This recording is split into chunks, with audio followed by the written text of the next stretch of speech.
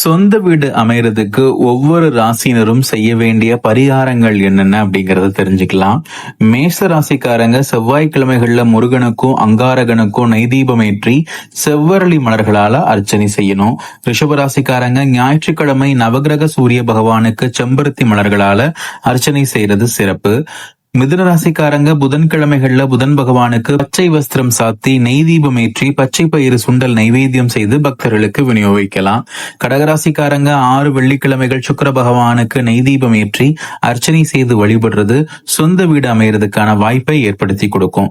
சிம்மராசிக்காரங்களுக்கு செவ்வாய்க்கிழமை சஷ்டி திதி அல்லது கிருத்திகை நட்சத்திரம் சேர்ந்து வரக்கூடிய நாள்ல சர்க்கரை பொங்கல் படைத்து குமாரஸ்தவம் படித்து முருகப்பெருமான வழிபடுறது சொந்த வீட்டுக்கான வாய்ப்பை பெருக்கும். கன்னிராசிக்காரங்க வியாழக்கிழமை குரு பகவானுக்கு மஞ்சள் வஸ்திரம் சாத்தி மஞ்சள் மலர்களால அர்ச்சனை செய்து நெய் தீபம் ஏற்றி வழிபடலாம்.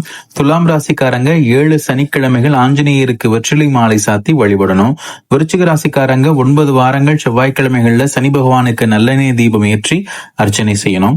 தனுசு ராசிக்காரங்க வியாழக்கிழமை அன்னைக்கு குரு பகவானுக்கு மஞ்சள் வஸ்திரம் சாஸ்தி வழிபட்டா சொந்த வீட்டுல வசிக்கக்கூடிய யோகம் ஏற்படும்.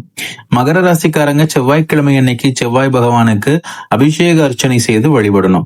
கும்பராசிக்காரங்க 3 வெள்ளிக்கிழமைகள் முருகனுக்கு பாலாபிஷேகம் செய்து வழிபடுறதோட செவ்வாய் பகவானுக்கு நெய் தீபமும் ஏற்றணும். மீனராசிக்காரங்க தொடர்ந்து 5 புதன்கிழமைகள் பெருமாளுக்கு துளசியாலும் தாயாருக்கு மஞ்சளாலும் அர்ச்சனை செய்யறது சொந்த வீட்டுக்கான வாய்ப்பை இன்னும் அதிகப்படுத்தும். இன்னும் இதே மாதிரி பல ஜோதிட ஆன்மீக தகவல்களை தெரிஞ்சுக்கிறதுக்கு நம்ம யூடியூப் சேனலை சப்ஸ்கிரைப் பண்ணிக்கோங்க.